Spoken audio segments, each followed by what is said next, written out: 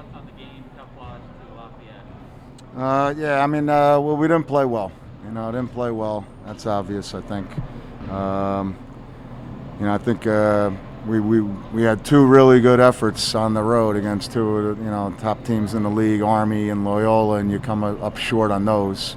But we played well, I thought, in those games. And there was, possessions here and there.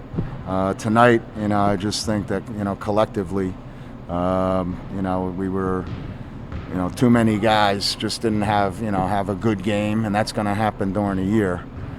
So we just got to stay with it. Just keep continuing. It's a tough stretch, obviously, where you have one day prep for Lafayette, who runs the motion and moves, and it's hard offense to guard.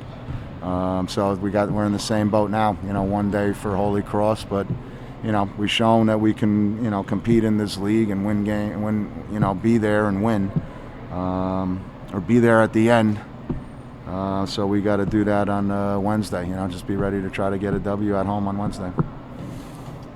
Coach, two of the things that seemed to really be causing you guys struggles today was free throws and turnovers. You guys missed 7 free throws. You had 18 turnovers to 4 Lafayette. You guys are 9th in the Patriot League in terms of free throw percentage for the team, 7th turnover margin. This seems to be a problem that's been going on all year. What went wrong particularly badly today? Well, free throws. I mean, one, you got to get to the line first to be shooting them, so that's the goal first. And the way we play, it's guys go for 2 for 3, 1 for 2, so it's not like one guy's missing a ton. It's kind of each guy, getting comfortable at the line. And then turnovers, again, it's today was a bad game, but we ask our guys to make a lot of decisions and move the ball, and they're a bunch of young guys out there learning what to do and how to play and how to make all these decisions. So we're going through that process right now, but I want them to continue to be aggressive offensively. We'll get through this. Our team can compete and be in at the end of a game with anybody in the league. All right, so we just got to make sure that we continue to bring that effort each night, so we're there at the end, and just finish out games. I think once they figure out how to finish out a game, they'll get more comfortable and more confident in doing that. It seemed at one point emotions got really high. The bench seemed to deflate towards the end of the second half. There was a moment where there was a turnover that turned into an and-one situation on the other end. Turned to Sam Rabidi, and you kind of shook him. It was just kind of a show frustration. What was the mood after the game from the team, yourself? Was there any positive takeaways, or was this just all around bad?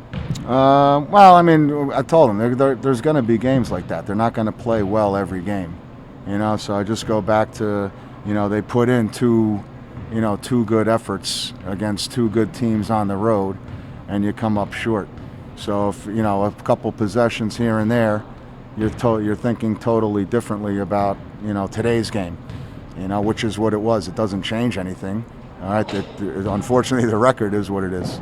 You don't get points for coming close and playing well and almost winning. All right, so that's another thing that we got to put into perspective for these guys. But again, it's Holy Cross is a tough team, but we're at home, and it's a chance for us to get a win. So we got to make sure that we're focused tomorrow. One of the things that seem to be going on.